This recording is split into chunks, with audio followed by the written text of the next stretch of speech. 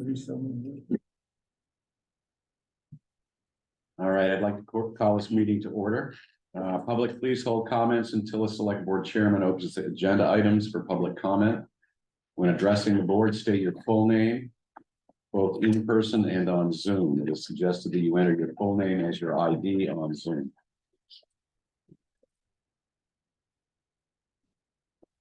Okay.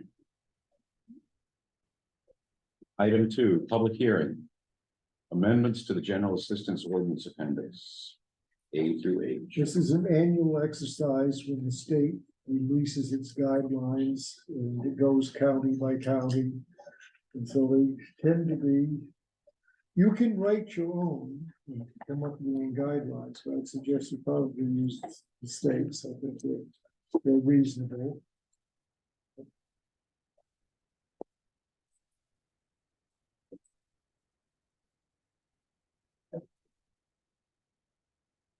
Any comments from the public on amendments to the general assistance ordinance? Will public hearing be closed? Second. All in favor?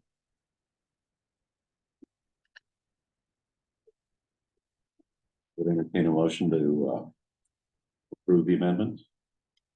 So moved. Second. Any discussion? All in favor? Replacement sign at the meeting. Minutes, approval of minutes from September 18, 2023. I move approval. Second. All in favor?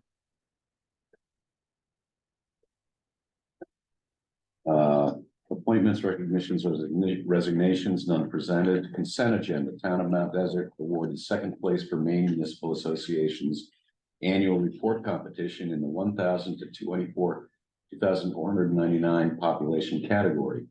Thank you note from Mia Eason for the Reynolds Scholarship. Maine LWCF pre-application site inspection 2024 grant for skating rink compressor project. Hancock County Commissioners meeting minutes from September 6th. Hancock County Commissioners public hearing notice of 2024 budget estimates. Acceptance of the consent agenda as presented. Second. I'd like to say congratulations. Nice job on the annual report. They always do a nice job. Yeah. Jennifer does a great job. All in favor? Any selectmen's reports? I have two. Okay. The first is, I was approached by a citizen, who's here tonight, about the lighting in the parking lot, outside the police station. She feels it's not adequate.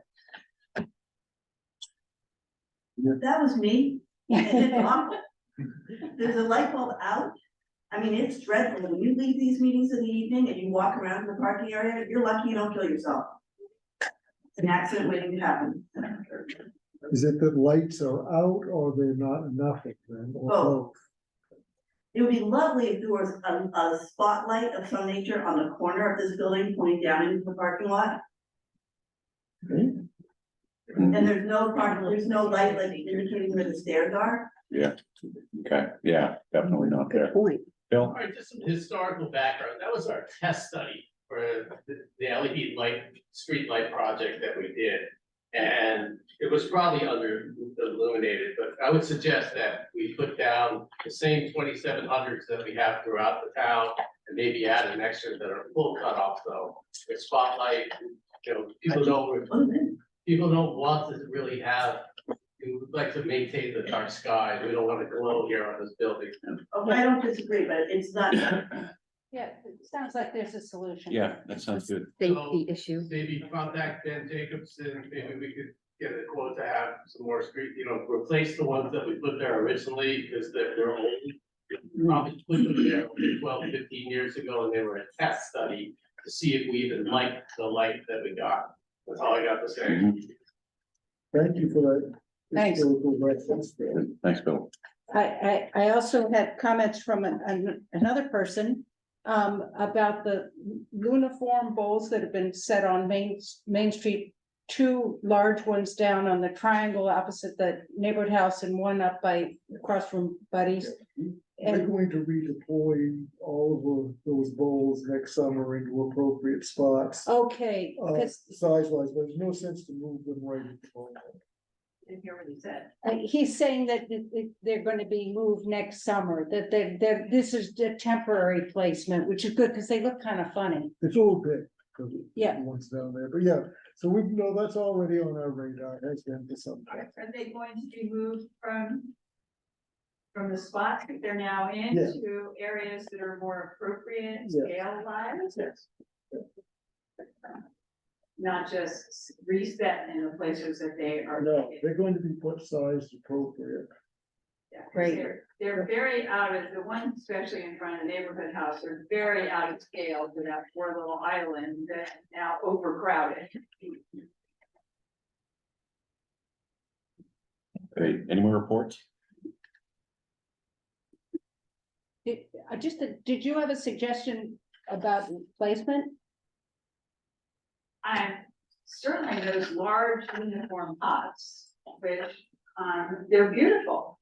There really isn't, I don't think there are any places on Main Street that are where they fit, because they're just too large, and the marina has plenty of places where you could place those pots and plant them.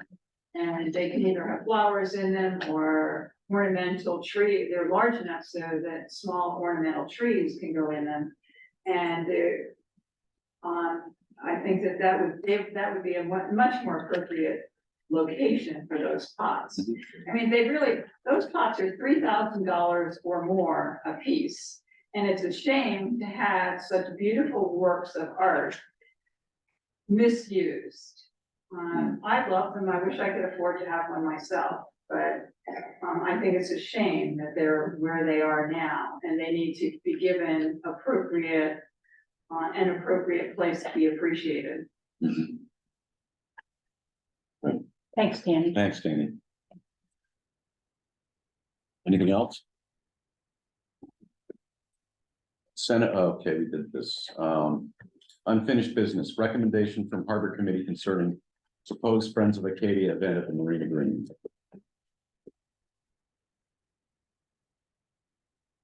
You saw the recommendations of the Harbor Committee. I'd like to address this. I've had a number of people approach me who are not in favor of having the Friends of Acadia event in the marina next summer. Some of the objections were that, as I mentioned in our last time we talked about it, was tying up the marina at the height of the season for a week, which seemed difficult for people. Also, some people were concerned that this allowing the Friends of Acadia to have a big event down there, private event, would open the floodgates to other organizations who would then want to use the green in that way, when it's really intended as a place for everybody. I know that we've made exceptions in the past. People have mentioned we had the yacht, one of the, yacht club. And there was alcohol, but generally, alcohol is not allowed in public spaces, and I don't think we should start having it now.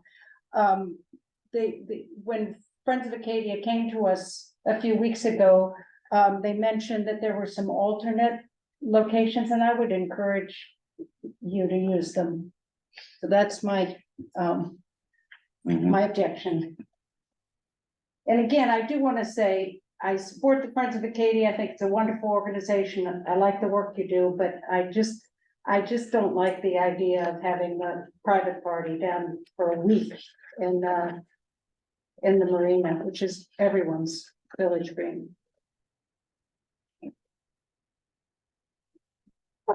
Good, Rick? I just want to make sure I understand the Harbor Committee's recommendation was to not allow tents in a parking area. But other than that, there was no other objection or thought. That's what I want to know. That's correct, Rick. They agreed that they liked the idea, but they didn't want the, Oh, John Moyne's talking. They didn't Asking- want the tents set up in the parking lot, which would instantly give away 30 or so parking spaces. Yeah, I understood that part, but I was wondering if there were any other objections voiced by the committee or suggestions. There And, was, some of the committee members did mention something about alcohol, that wasn't generally allowed, but that was, for the Board of Selectmen to decide and not them. thank you. Jim, did you want to add something? Yeah, Jim Bright, I'm on the harbor committee and also on the board of FOA. Might only be there I've been on there for 2 months, I might not be there much longer. I expressed real reservations at the harbor committee. My biggest concern is noise. You got a motel full of people that didn't come here to listen to that, starting at 9 o'clock at night. And I know if I was in that motel, and all of a sudden, not going to bed, that a band strike up, and I know it's gonna end at 11. But you know as well as I do, the noise that will happen after it ends at 11. And I'm also concerned about the working people that are gonna be bothered by this noise. I'm in a hard spot. I support FOA obviously, but I just don't think this would be appropriate. But you're putting a huge event into the middle of a town, a quiet town, during the middle of the summer. And after looking even further, I don't remember us talking about where the restroom trailers that are gonna show up on Friday gonna go. We just lost, I don't know how many spaces. We talked about the tents. Maybe Eric can jog my memory on that. But I'm uncomfortable with it. I expressed this there right away in an email, so I'm not hiding anything. I just don't think it's too big an event, and there's a lot of activity. You've got a cruise ship coming back in with people at 6 o'clock. I'm sorry, it's too big an event. We're probably the only member on the harbor committee. It says the unanimous vote, but I didn't vote. Alan? Hi, I'm Alan Kimberly. I'm also on the Harbor Committee and I volunteer for the Friends of Acadia and I love everything they do. And a lot of us had a great concern for parking. Even though they said they had that worked out, it just seems hard with so many people. Matt? Matt Hart, I'm a resident of Northeast Harbor. I've heard a couple of times people mention, well, the New York Yacht Club had, an event with cocktails or whatever down there. But I would say that you as a board have a policy that was adopted in 2015. And I think that was partially as a result of that New York Yacht Club event. I think the nice thing about a policy is it's not an ordinance and it does give you some wiggle room and you should be applauded for trying to accommodate different groups. I think that's a good thing. But I think at a certain point, when you make certain accommodations, you sort of cross the line and begin sort of ignoring the intent of the policy. And I think the main point of the policy is, I think Martin mentioned before, that space belongs to the residents. And I was on the other side of that table for about 8 years and we did dozens of these applications. And we would always say, you need to, even if it was just a small 10-person wedding gathering, we would say, you need to remember the space has to remain open to the public. And I think that's between setup and the event itself, people are really gonna feel like they don't have access to that space. I know we faced something similar with a cycling tour group a couple years ago where people felt like, oh, I can't go sit at a picnic table. They've sort of got that space. And so that's my main issue with it. And I think, we talked about the New York Yacht Club as precedent, we'd be setting another precedent again. And as Mark mentioned, I think even though your policy says you're gonna limit yourself to 4 quote unquote major events a calendar year, you will have people arguing over theirs and lining up between other nonprofit organizations. I can speak as an employee of the neighborhoods, we do an annual event in July. Gee, for a $10 application fee, we could take over the green for a week if we felt, it'd be a lot more convenient. There's gonna be other groups too, there's gonna be private weddings, and as far as alcohol goes, I know again, we point to the New York Yacht Club. But I know this board has also told people they can't have so much as a champagne toast if they have a small wedding or something at the Sea Harbor Green or something like that, so I think it sort of goes both ways there. Yeah, anybody else? Provide some additional information. We welcome the comments made are rather new, as they weren't discussed in prior meetings, but we did hear loud and clear from the Harbor Committee, and we do have two handouts for the council with two different options, neither one of which would be on the parking lot, working with Wallace Tents just to provide that. In regards to parking, I'm sorry, I'm Eric Stiles with Friends of Acadia, the resident of Bar Harbor. Thank you for your time. Sorry for being rude there. We also have secured sufficient parking. Rick Savage's lot has a capacity of 50. We did chat in our initial discussion of having up to 50 at the marina just for the evening itself, primarily for physically challenged individuals to provide that.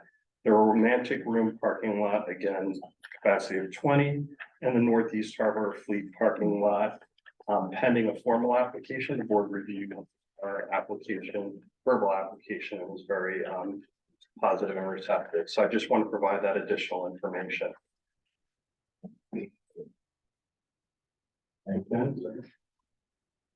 Well, there's 3 sheets in that packet, or they're not seated together, Oh.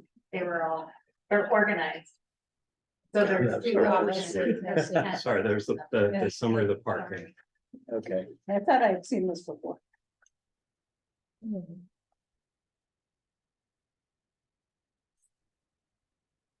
I also want to reinforce that we're not looking to have it here year in and year out. It's with the Right. Coop being under construction. That doesn't address the, the issues that were raised per se, but just want to stress that we're not looking to host it here perennially. How many people come to your event? Typically about 400, we would expect 350. We would expect with this type of gathering that the slight reduction. Mhm.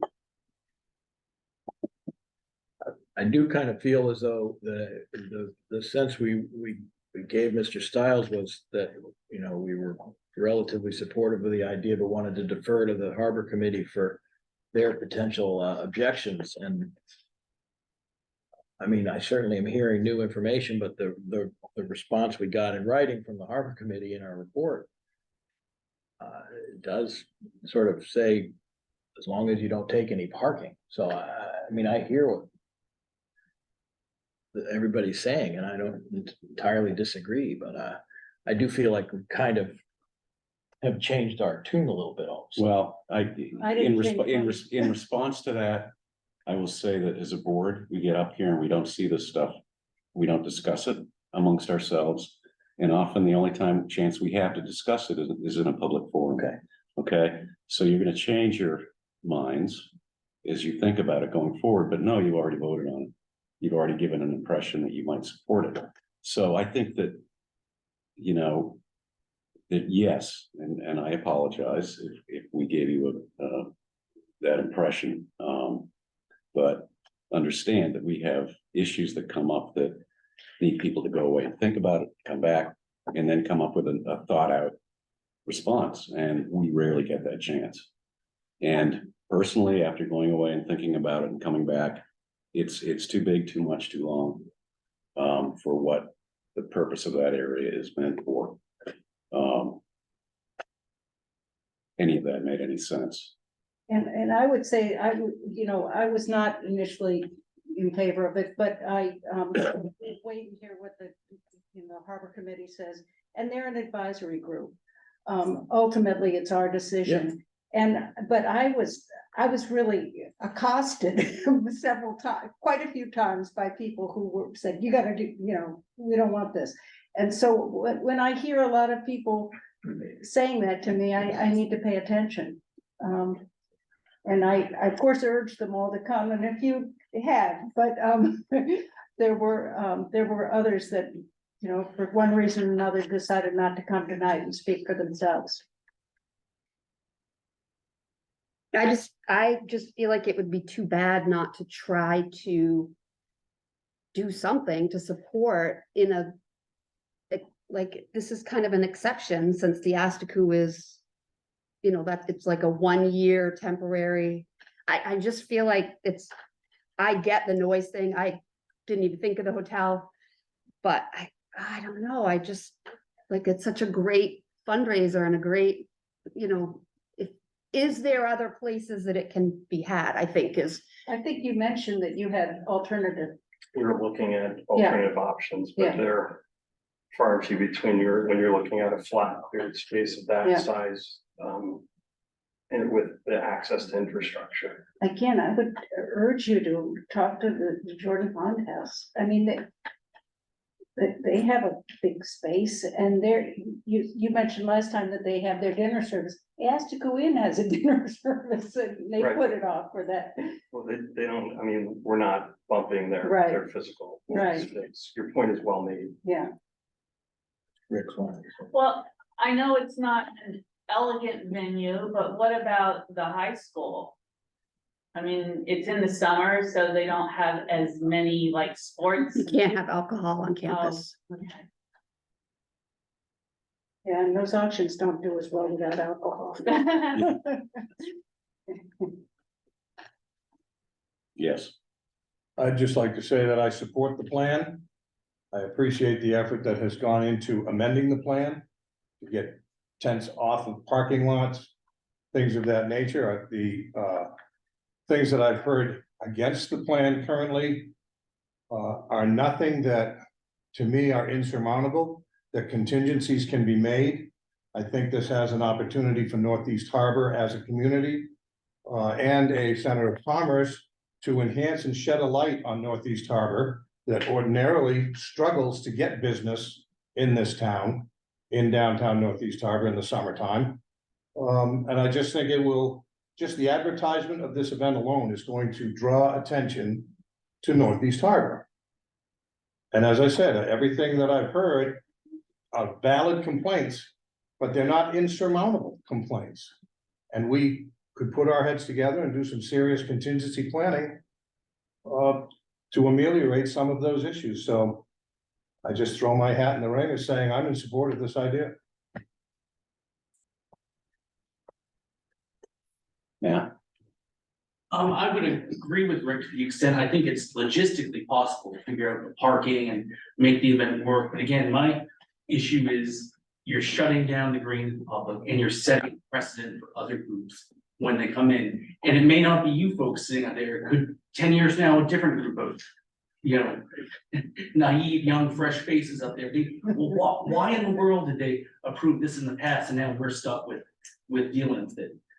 So I think that's sort of, it's not just this event that you have to consider, you have to consider the use of the space moving forward, as far as I'm concerned.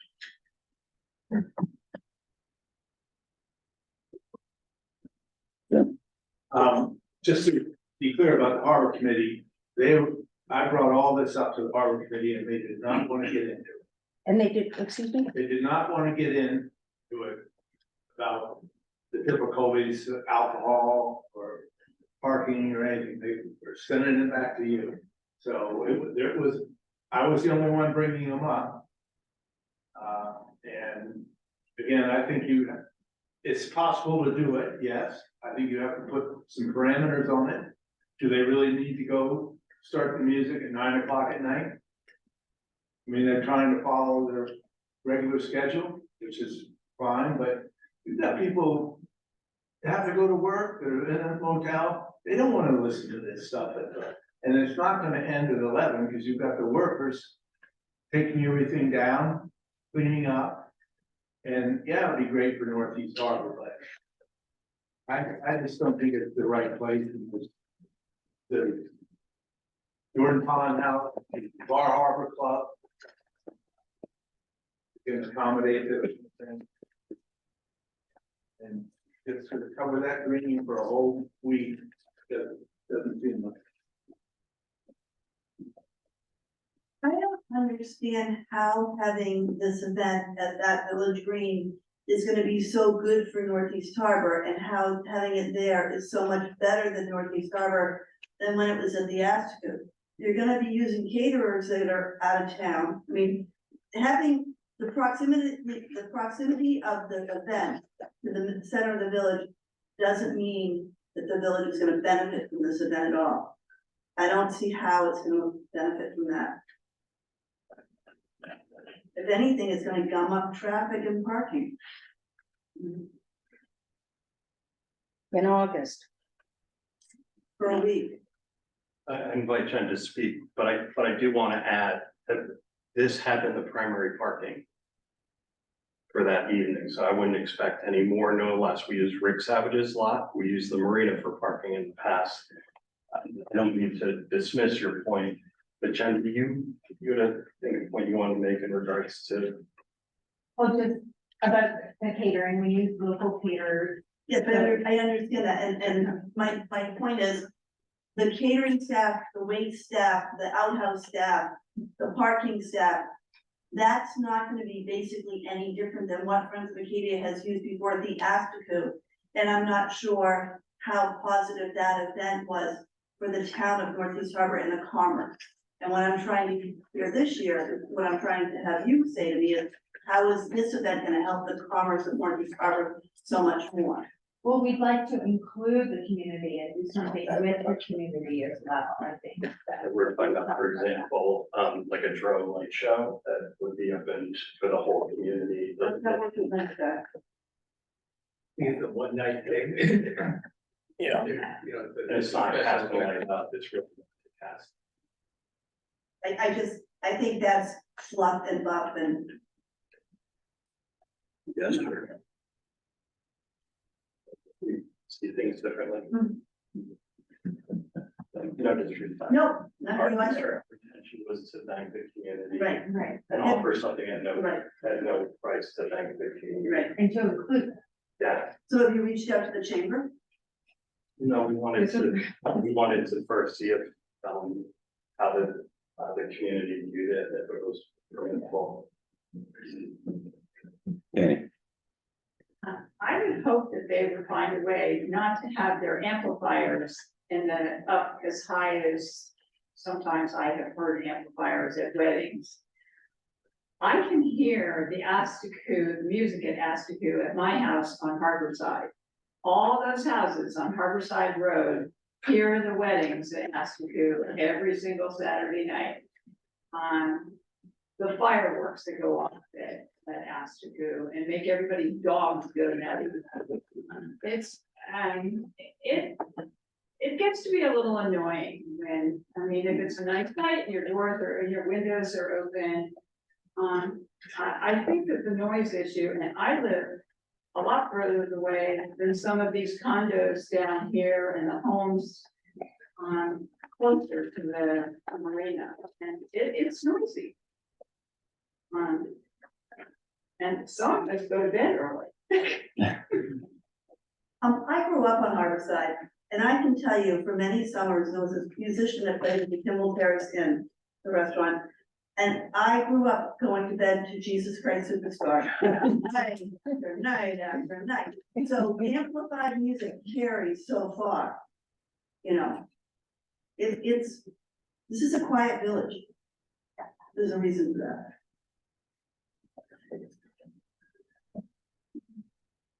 right? Could I offer a thought? Yeah.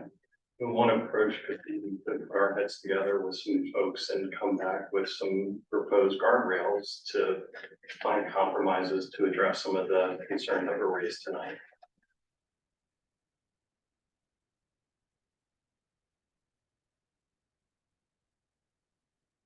What do you guys think? I feel like that's only fair. I'm sorry, I'm opposed to this. I don't know what you can do to mitigate 400 people in the middle of August in a village green that's designed to be for everyone. I'm sorry, a display of that kind of, it's it's great that you can raise all that money, but that kind of a private party for wealthy people to bid on expensive things is, to me, goes against the whole idea of what a village green is supposed to be. And to tie it up for a week and to make all that racket at night, and to take up parking places, even if it's just the 50 down, it's a busy time of year here. I'm sorry, I'm opposed to it. I have to say that I am more in line with what Rick said. I mean, I'm not a big fan of the type of event. I'm not a big fan of late night, but we don't have a sound ordinance. They wouldn't be violating it anyway on a Saturday night. I'm not a big fan of you know, of the whole thing, but I am a fan of the park. I am a fan. It's unfortunate in some ways that we need an organization like Friends of Acadia to fund the park, which makes this island largely what it is. And we heard some concerns about cleanup. The event ends at 11. The cleanup is the next day. I understand the concerns about a few days of setup, but it's a fairly large event. I have to say that I still feel the same way I did the last time, that I won't go, but I think if it's intended to be held here because the Astaku is under construction, I think that I would support it.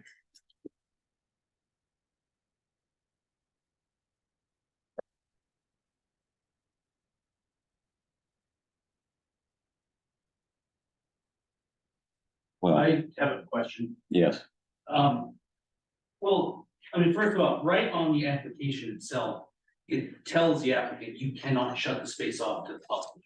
You can't run an event with alcohol especially without being able to control who's in and who's out of the tent. Right. And for example, like if you look at, again, this is right on the website, this is the board's policy. It says temporary structures cannot predate or postdate the event by more than 24 hours. Well, we're not, I guess that's clearly not accurate because I believe your timeline says you're setting tents up on Tuesday. So I would ask the board, what is the real number there for temporary structures predating or postdating an event? Because it's not the 24 hours listed in your policy. See, those are the sorts of issues that you're gonna run into. Again, it's setting precedent and you're gonna have people lining up for fundraising events, private weddings, everything. And how do you say no to someone else? I think you're painting yourself into a corner needlessly. I think you have this policy is here for a reason and you should lean on it for guidance. It's my opinion. And I think when Acadia Community Theater did the theater down there, they built a stage that was up there much longer than a week.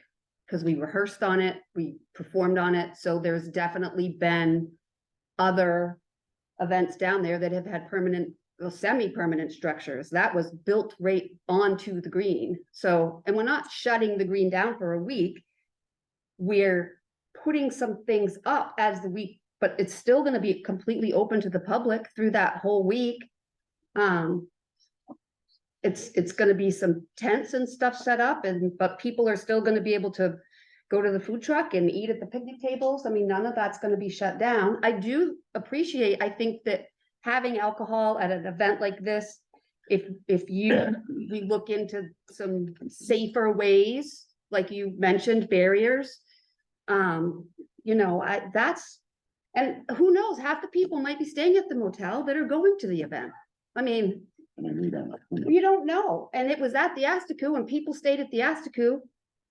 So there couldn't have been too much trouble with the folks at the Astaku. I just feel like this is a extenuating circumstance for an amazing organization, and I just don't think it would be good to go negatively against that. well, I have to agree with Matt.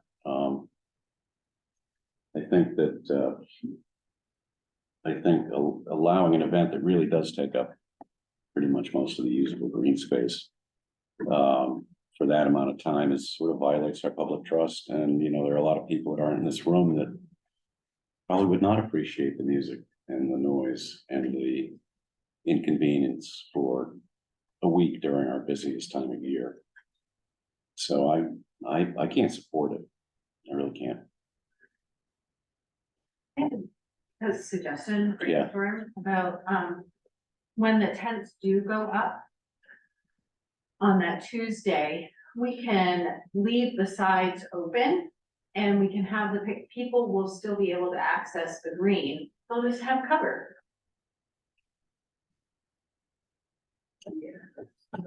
Well.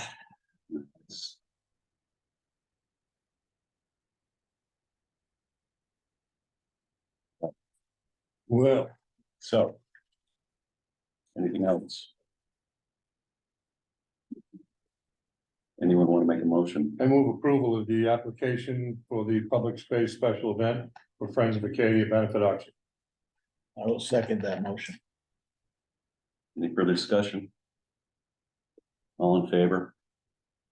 All opposed?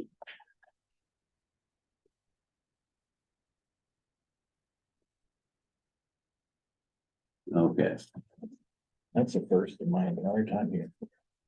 Doesn't usually happen. posting. I know.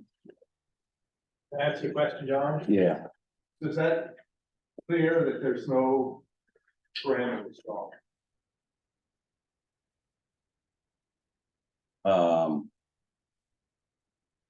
we would have to work on parameters. If the parameters were about parking, You didn't say that in your motion, you just approved the application. well, the application came with an outline of what they would be using for parking. Well, they're gonna have to find some more parking, because they've got 170 spots now.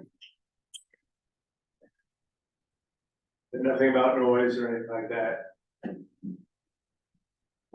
I mean, I think this is an organization that's willing to work with Why us. don't you come down and spend the night when you go to sleep? You see how you like it.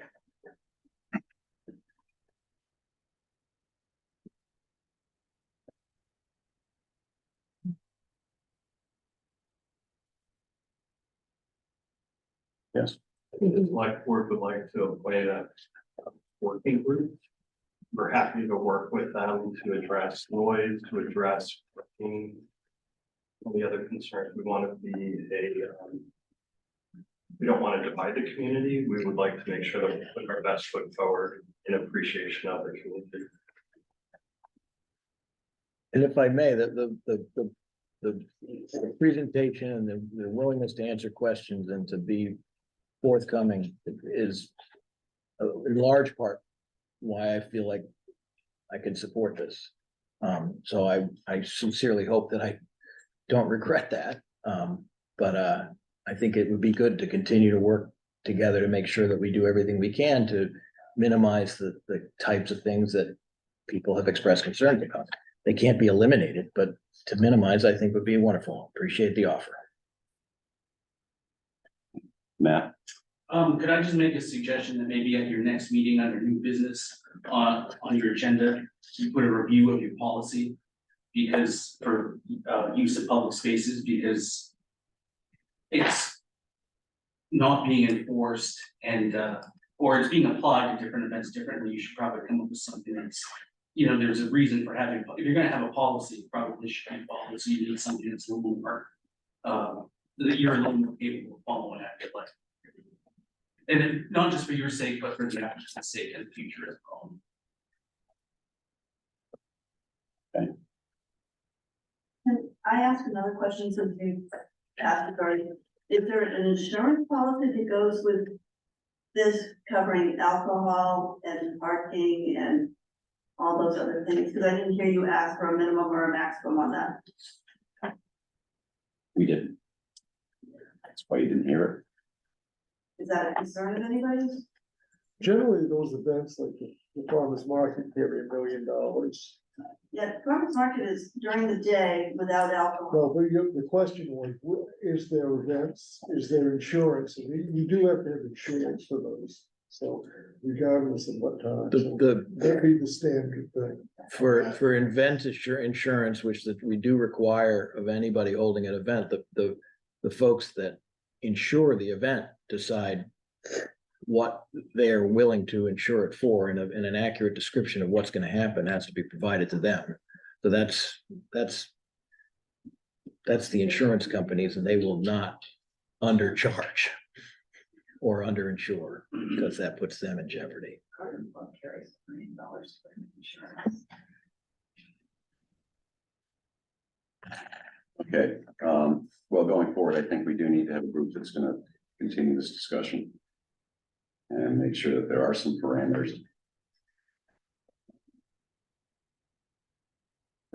We just haven't decided what that's gonna look like yet. We're probably not gonna decide that right here now. Yep. Would it make sense for you to follow up with Mr. Long in the next couple of weeks to Yep. start that? That'd be great. Thank you very much. Thank you.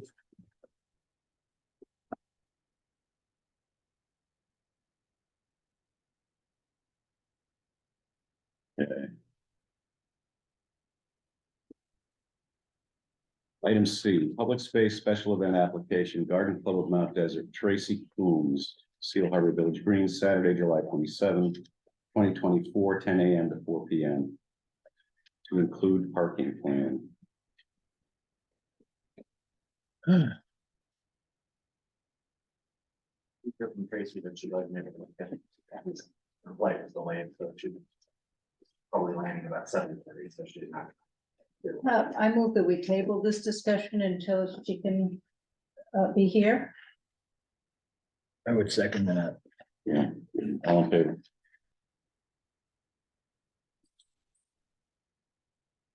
Update on soliciting appointments to the Comprehensive Planning Committee. You want vigorous ad campaign, or how do you want to handle it?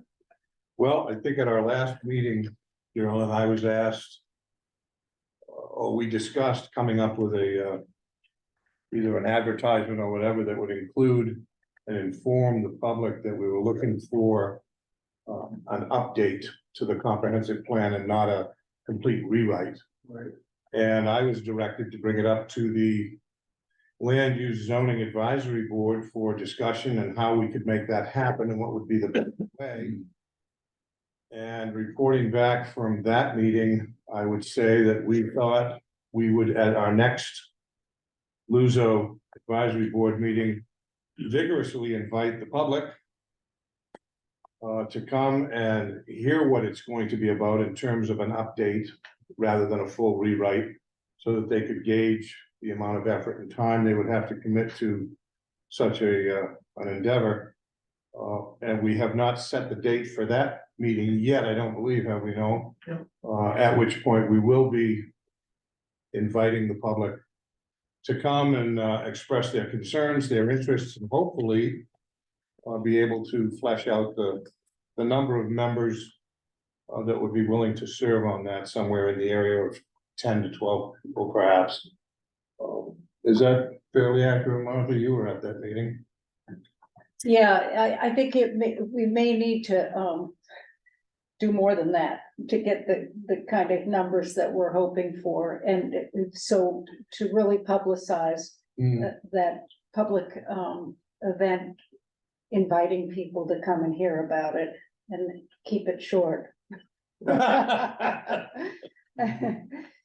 So I think the sooner the better too. I mean, these things can just get pushed forward and pushed forward and pushed forward and nothing happens. So I think let's come up with a date and publicize it. Perhaps an ad Yeah, that would announce Yeah. that will be a topic at the advisory board meeting, and interested parties could attend as members of the public. when's the next meeting? We haven't set the date yet. That gentleman sets the date. I think it's the last Thursday. I know, Last Wednesday. my recommendation would be that we hold a meeting specific to this event and that we schedule it toward the end of October, that we can advertise as a public meeting, or as a comprehensive plan kickoff meeting. And that the agenda for the meeting is really, let's talk about the existing plan, let's talk about the planning process that we're gonna go through. What is a comprehensive plan? Why is it important? And then try to make sure that we have a lot of sign-up sheets near the door on the way out, but we make it get some food, and we make it more of a thing, but it doesn't have to be it's not a working meeting per se. Right, It's I more- like that, it's more- separate. We're starting the celebration of Mount Desert, And there are some That important sounds good. topics Yeah. to address in an updated comprehensive plan. Mhm. But I think it's sort of setting the framework, for people who might have been involved in past comprehensive plans, that it might not be as tedious as past plans are. Or can be, but that there's gonna be some important work that we need to do. I think we got a lot of energy on the town, the village planning meetings that we had, several months ago, and this is sort of like the next step in that process. So that's my recommendation, would be not to have it part of the Luso meeting, because we'll be slogging away at That's other great. things at the Luso meeting, but let's just make this its own thing. So do you have a date in mind? No, end of October, but I'll circulate around, we'll have an ad, we can do a postcard, Great, do all kinds of things. perfect. I think we'll strategize a little bit more about that at our next Luso meeting, which is, middle of this month. I can't remember, it's the 17th. I can't remember the date, but it's good, but I think we should plan for it maybe after that. Makes sense. Great.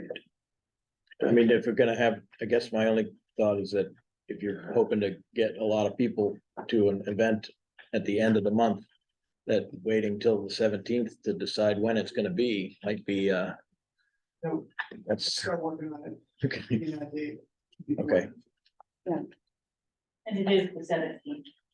Yeah. So why don't we just pick a date now? Why do we need to bring the Deluso to do it? We don't.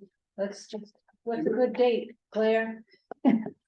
Well, how about Halloween? Everyone comes in a costume. There's a lot going on here in town. The 24th looks to be open. What day of the week is it? That's a That's a Tuesday. Tuesday. And of course, Halloween, the Tuesday is open. Halloween's not good. Yeah. How Just, November 2nd. Is that election day? Yeah. no, November 2nd is Thursday. Oh. And there is a Shellfish Committee meeting at 5, but after that, 6 o'clock. 6 o'clock, November 2nd. That's my suggestion. It's okay with me. All right with me. Done. Great. PM. So who's in charge of advertising and putting it out there? We'll come up with the postcard and the advertisement, and we'll work with Darwin. Great. In the town office to get it out. Wonderful. Thank you all.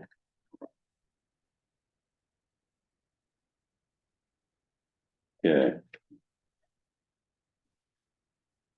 Oh, item E. Discussion with planning consultant Noel Musson concerning proposed short-term commitments.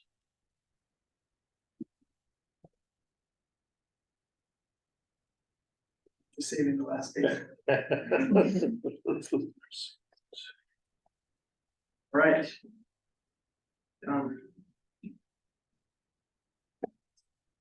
Well, I think the board asked me to come to talk about, where we are with the short-term rental ordinance, and I think we had I thought it was a very productive discussion on where we were with the ordinance at the last Luso committee meeting. And from that, there's a bunch of different directions we could head, but I think really where I'm trying to pull some thinking together from that meeting and the past meetings that we've had to really understand, what are the policy objectives that you want to try to achieve with a short-term rental ordinance? The one that we had drafted before was a very simple ordinance with the primary objective of just getting the data for how many short-term rentals there are in town and where they're located. And that was it. Pretty much, there was a life safety element to it, but a pretty minor one. So I guess that's what we're really trying to figure out. That's where we are. We haven't put anything forward. Carolyn and I need to meet to talk a little about enforcement and the process of taking the data when the applications come in. But I handed out last time we had this discussion, there are options for outsourcing some of that as well, depending on how significant it is.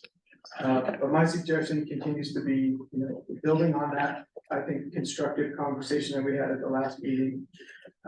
Trying to thinking about short-term rentals as things, a certain definition of short-term rentals might change a little bit versus a vacation rental, which might be something different. So vacation rental could be classified and is in other areas as something, that is not owner occupied. And a short-term rental is like a property that is a primary residence of somebody that might be renting it out. So you don't have to live there while you're doing the short-term rental, but you have to be, that has to be your primary residence. There's a lot of ways we can define that in an ordinance. So what I'm trying to work on is taking some comments from the last meeting and articulate that in a slightly modified version of the ordinance. It's a policy decision that I think the board needs to make. I can come back to you with, we can have a workshop on it, we can have some more discussions, but articulating what is the policy objective that you're trying to achieve would really help in crafting the ordinance. But if you said you wanted to craft an ordinance that limits the number of short-term rentals, there's language for that. At this point, I don't think the Luso committee would be heading in that direction. I think it would be more, let's think about the bigger distinction between a short-term rental being used as your primary residence and a vacation rental, which is essentially property that you buy just to do short-term rentals.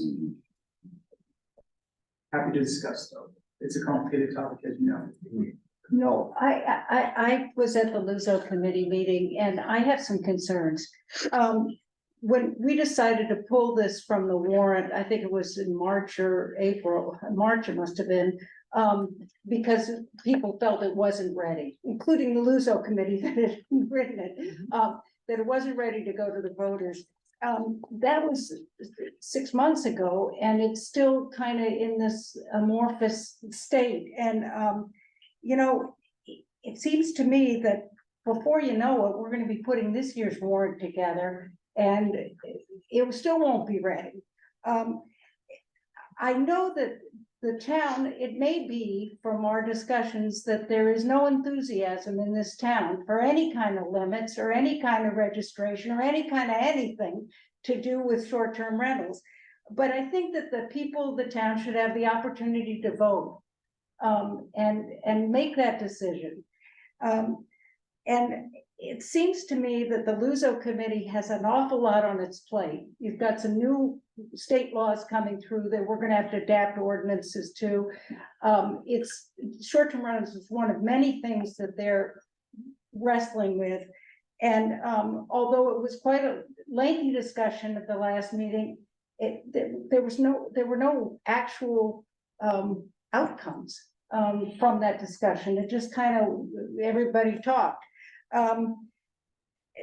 I think we should consider bringing that short-term rental ordinance back to the Board of Selectmen, maybe have a working group with some members of Luso, some members of the board who are interested in it, and talk specifically about the things that were the sticking points last year, which were one of the problems was, how is it going to be administered? Everybody always said, how is it going to be administered?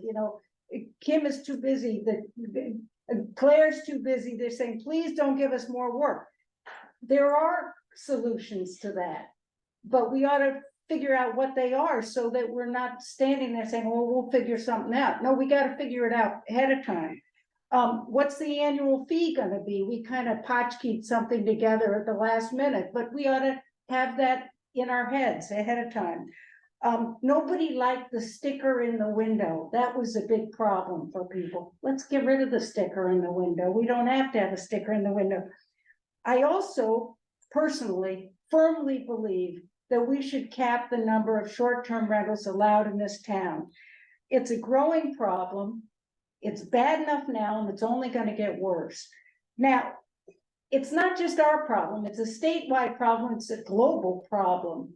These rentals that are gutting our communities and turning all of the popular tourist areas all over the world into a bunch of people renting houses and nobody living in them, and nobody renting them year round.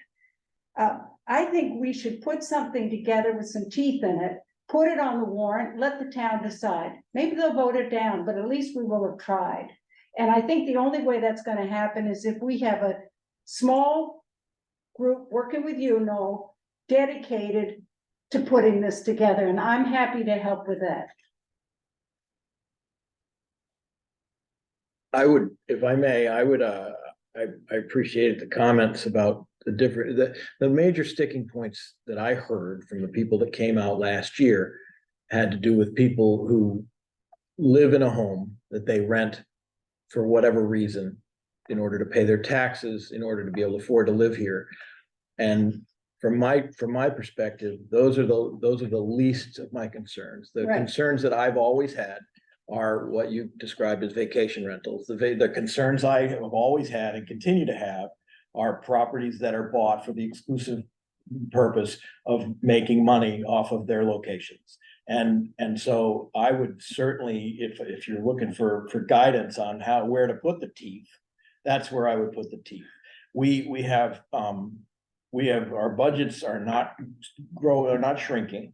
The costs for our garbage pickup and our police and fire and all the municipal services that we share as property owners, the funding of are being overly impacted by those. Anyway, we can go on and on about why the objections, but my 2 cents is what people do with their own homes if they are actually living here and can claim residency in the state of Maine or the town of Mount Desert is much less of a concern than the house next door to mine, which got purchased for $850,000 and now has a short-term rental that can hold 11 people, and they're offering it, off a water supply that's never had more than 3 people living off.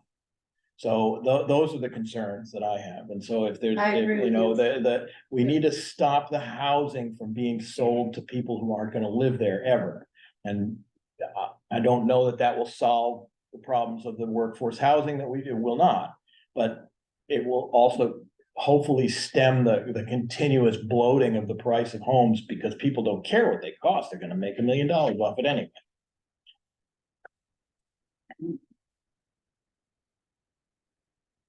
Alan? Hi, I'm Alan Kimberly. I reside in the wonderful village of Soamesville.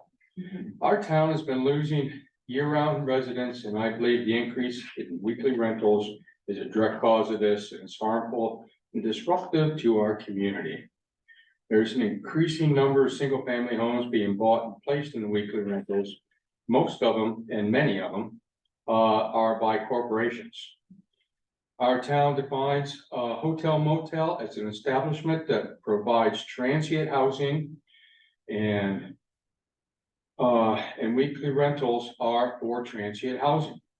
Thus, any weekly rental must be in an area that is zoned hotel motels, and an R1 or R2 residential zoning does not allow for a hotel or motel. And I don't see the legality that all these weekly rentals have to do what it is in residential zoning, where you're limited by that. Yes, you are allowed to rent your house out, but it's always been at a yearly rental. And the weekly rentals is just come up in the last 15 years, with the rise of the internet. And like you said, it's a worldwide problem everywhere. And so people are turning a regular residential home into a hotel. And you have to be zoned for that. You can't just do that in a regular home.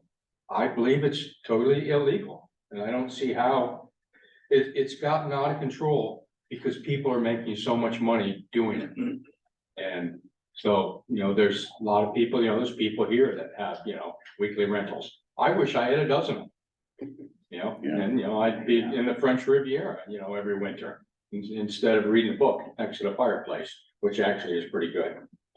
And a lot of us have discussed that a resident who lives here 182 days or more each year, or has a homestead exemption on their property, may rent their home by the week, and they would be in a different category than some business or corporation that is solely buying homes just to rent, and they're nothing more than a hotel motel.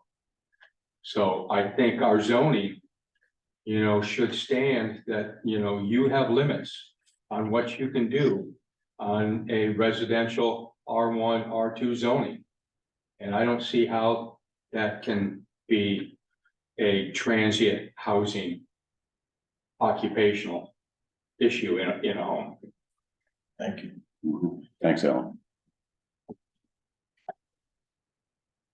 So I think there was a suggestion.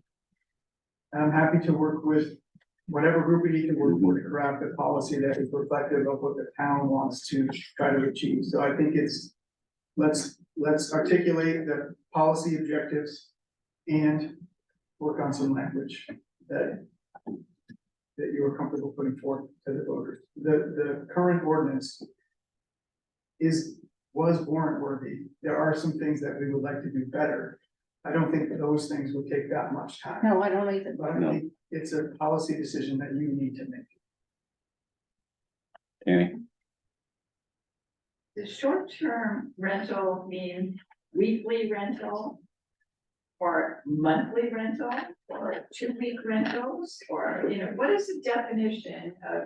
Yep, so the current definition in the last ordinance was anything that was less than 28 days. So 28 days or less.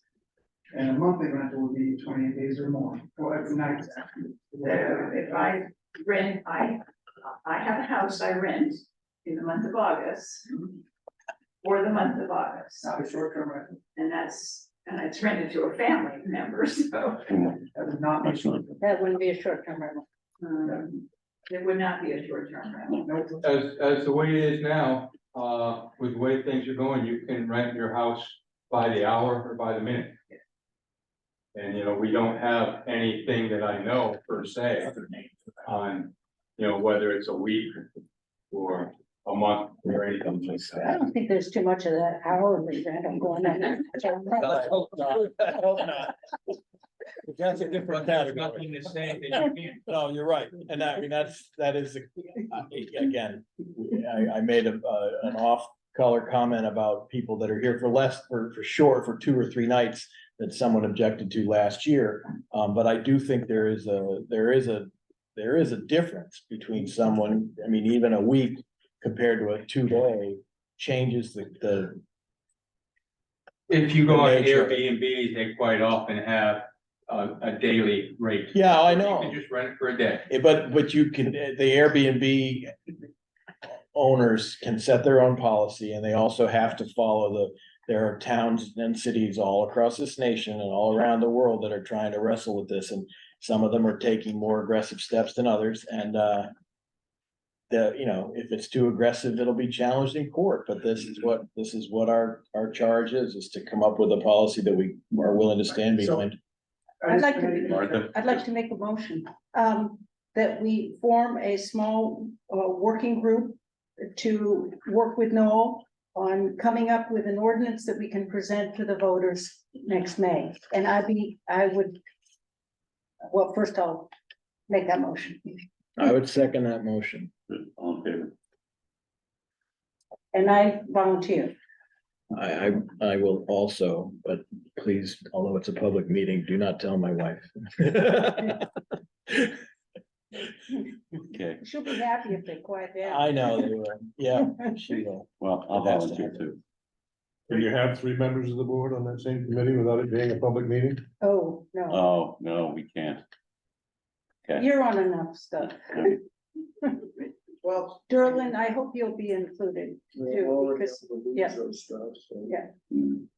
So should I work with Darlene and send an Yes. email around and Sure. set a discussion point? I would urge everybody that what I've learned about this is, again, it's an important topic and it's an emotional topic. Yeah. And we're talking about both Alan's passion for maintaining, you know, consistency in neighborhoods, but other people's passions about being able to make a livelihood or whatever they can. So the public process is really important. We just want to make sure that that's. It is, and I think one of the things that was a problem last year, is that I don't think very many of the people read the entire ordinance. Yeah. Look, Because it everybody was has- pretty It's, again, soft. my reflection again is you have to create a policy that you decide is good enough to put for the voters and then let the voters decide. Yeah, I agree. And I agree. The debate is gonna be what it's gonna be, but I think the conversation that we had at the Luso meeting last month was very helpful. Mm. I think that a few things came out of that discussion that, and Alan was there, and Trina was there, Rick was there, and I think it was helpful in helping to articulate some of the things that we will be talking about in this. Good. John, Yes, one other thing, Noel, to put on your radar, I guess, with regard to the short-term rental ordinance that we're currently working on, and this new group will be working more intently on, is that this ordinance, when it goes in the form of a warrant for the town to vote on, is going to carry with it a fiscal note. Whether it's enforced by an additional town employee that will need to be hired to manage this, or a contracted agency or group that will be hired to manage this, it's going to cost money. And the voters are going to want to know how much money this ordinance is going to cost them out of their pocket. Of course. So we need to also be mindful that it'll have to be tentatively figured into what our budget looks like. And under what category it goes and how it's going to be paid for. So just, we need to keep that in mind as well. Going And forward. as well as the income. Well, that's how you, yeah, Townspeople are gonna wanna know, how is this being paid for? right. If it's a balance between what's incoming and outgoing, whatever, they wanna see that little spreadsheet at the bottom.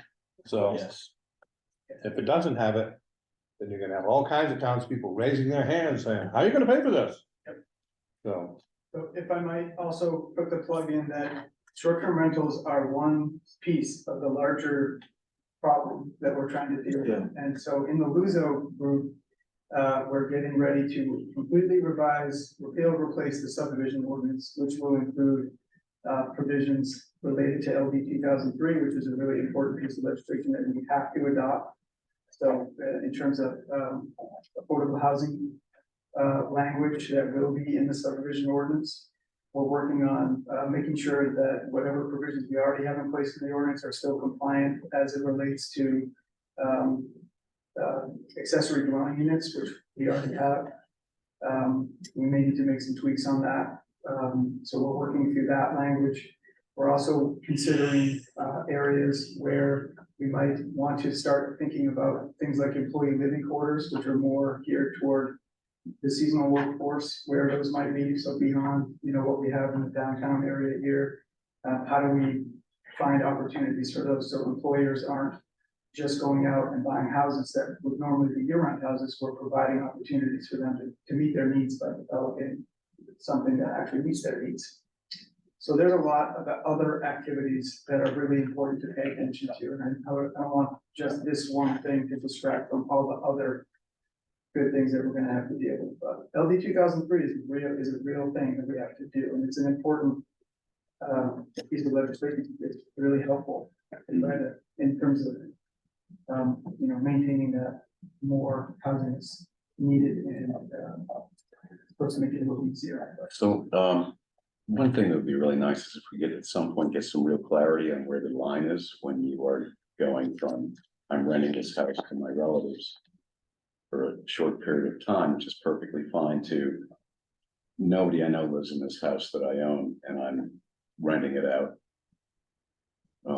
in parcels. At which point do you flip yourself into a full commercial activity that is no longer supported by your zone? Right, yeah, I think that's the zoning piece. So Yeah. if you could to sort of layer out that's why I think about the policy questions.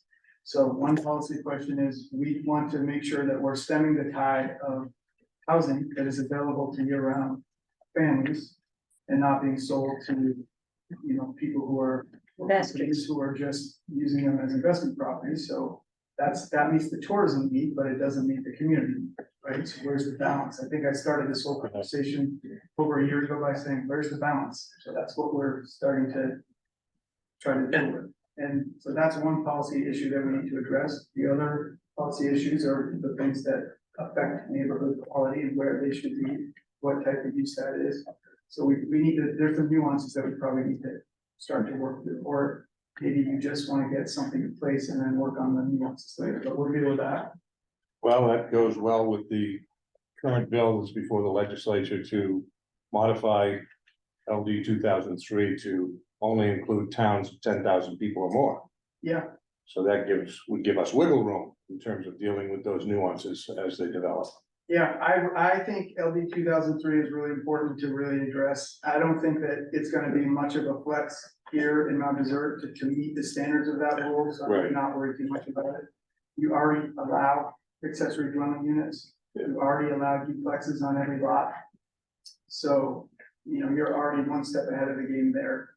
So we just need to work on making sure that you can do an accessory dwelling unit, it's like an attached garage apartment or something. So some of the things that we have to deal with, you already have provisions in your ordinance that allow workforce housing, or so that affordable housing element, so those are things that, you know, we just need to clarify more than adopting. And Towns that are really struggling are the ones that just have single family zoning everywhere, which you don't have. if I may, I don't disagree with a single thing you're saying about the need to do all of these things for workforce housing. But I think part of our problem with not developing a decent short-term rental property is that we're trying to do, we're not focused on one problem at a time. This is something we can do without regard. I mean, I know that the workforce housing problem is not going to be solved by reducing the number of homes sold to people who are buying them exclusively as investments, but we can do this. And I would really like to see it focused on not without focusing on the other things, but to focus exclusively on getting this done. Yep, understood. You have to deal with LD 2003 though. Yeah, oh yeah, but that's not what I agree with that, but that's No, but not the that's- same issue. That's not our little group.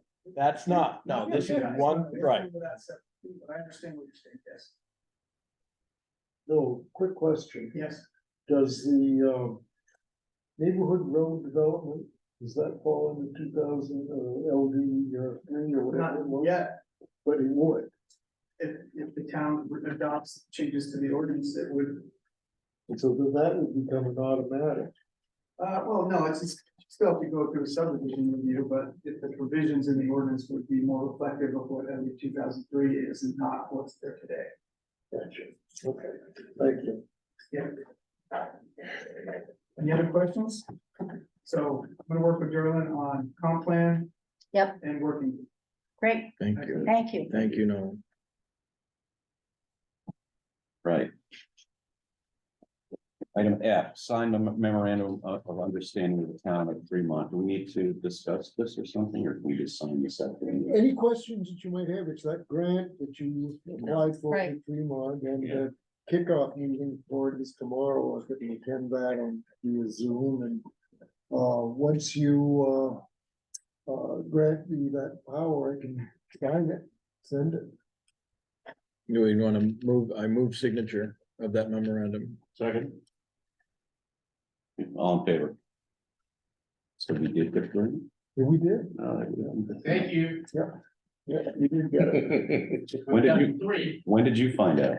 I didn't, it was, I'm just saying thank you for making it go, but they were just, I think Hampton Green had just announced there was 51 towns in Maine, and I think we were one of the 51 towns. It just came out. We applied, and if I'm not mistaken, John, we applied for the last Community Resilient Partnership grant. It was with the town of Fremont on, again, our climate action plan. And the whole idea of it is to hire a coordinator to start, Right. start implementing the proposals listed in that. Okay, We have good. not, just to be really clear, we have not heard from Climate to Thrive and Johanna Blackett, you know, that we were recipients of it all. And again, I saw that on TV news, that doesn't count. 51 towns did get the partnership of this last grant cycle. I believe we were one of the 51 towns. Mhm. Okay. All right, moving on. We voted on that, yes. Yes, we did. Yes. My vote. All right, proposed letter to Senator Angus King concerning the proposed turnaround of the Otter Creek landing. Give you a chance to read. Wonderful letter. Like, Yeah. Yeah, I think it will appeal to him. He loves history. well, there you So go. I thought it was Yeah. very good. Well, I thought it was an opportunity to start winding in some of the other village concerns. Besides What do the turnaround, based on the history That's that, it. based on the the proposals that the trustees put forth that never get carried forth. So the chat, well, here's the first thing you can do, unwind though, so I'm hoping you'll be effective. That's very good. Did you give a copy to Stephen? I will be. Stephen kept asking me, when is it going to the board? When's it going to the board? I told him I started working on this in June. But I said, I don't want to send it out until Congress is back in session because it would just get buried in their staff during the summer. So I told him I was going to do that in September or October. So last time he called me was 2 weeks ago. So I was going to bring it to this. And you got a window now while the government's working. Yeah, exactly. By the time he gets there, we'll probably shut down again. So, but anyway, thank you. So I'll get that up. Okay. Great. That's great. Okay, discussion regarding final costs of person work related to the Main Street project and acceptance. We have a itemized understanding now of cost overruns for the work that was done by Orson on the Main Street project. As you know, from October, with Tony can update to you, there were significant cost overruns. We worked with Orson for a period of time trying to get information to understand justification for that. And we were finally able to get this cost breakdown from them related to where those cost overruns came from, how much they were, and what categories they were. And would like to move forward with finalizing this. Great. As it is. Good. Okay. Need a vote? October, you voted for acknowledgement of this summary, Mhm. and then it'll just go into the system. It'll be on the next one. Yeah. All right. Thank you, guys. New business, request liquor license extension through October 16, 2023. Eliza Bishop for new businesses, Milk and Honey. Move approval? Second, All in favor? Request from Harbor Committee to open a line of communication with the Cranberry Isle Board of Selectmen. move approval. Second. Sounds very, Ominous. I guess. Yeah. Well, he wanted to talk to them about parking arrangements. I think he's just Yeah, going well, through he was, The- they were parking it overnight in the. Well, he just wants sort of permission to communicate with them outside of, Yeah, that's, which that's, is And that's reasonable. best for him to Fine. do it at that, level. That's- Yeah. Yeah, I agree. otherwise it just gets filthy. Right. Yeah, okay, All right, move approval. second, all in favor? Okay. Request authorization to pay for replacement of Northeast Harbor mooring floats, top and bottom chains and mooring stone by Alva Barge service for $5,479.36. The Northeast Harbor mooring float CIP 6410100-24681 with a balance of $357,953.04. Move authorization. Second, All in favor?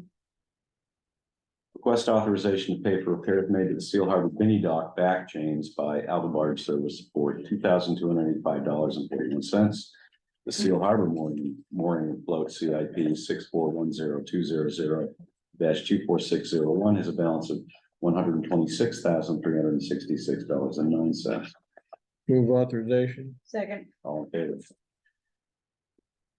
Request authorization to purchase our FY 24 winter sand from Harold McQuinn at a price of $16.75 per cubic yard delivered. Move authorization. Second, may I ask, didn't we usually, it was the only bid you got? And don't we usually get like Usually get three? Yeah. And we got one this year. We got one. This is not how we want it. I mean, if it passes muster and it's within range, then what, That's just compared to what we paid last year. I think it's a little bit more, but no, it's significant difference. I don't remember off the top of my head what the other ones were. Do you have any feeling for why we're not getting their participation? I don't, I'm not sure what's going on. But we kind of go with the same groups who have the materials. I just don't know if They don't have any any supply issues or what's going on there. And it's not an onerous bidding process by any means. It's pretty straightforward for something like this. Yeah. Anyway, did we vote? We probably didn't yet. No, we haven't voted yet. We have, We did move it on. second. Yes. Motion and second, okay, Mark and Jeff. all in favor, great. Thank you. Other business? Treasurer's warrants, approval and signature, town invoice AP 2421, in the amount of $539,065.98. Move approval and signature. Second. All in favor? Approval and signature, state fees and payroll benefits, AP 2419, AP 2420, and town payroll, PR 2408, in the amount of $273,259.29. Move approval. Second. All in favor? And acknowledgement, school invoices, school payroll, PR 7, in the amount of $198,706.45. Move acknowledgement. All in favor? Good, I will take a motion for adjournment. So moved. Second. All in favor? It'll still be before 8 o'clock.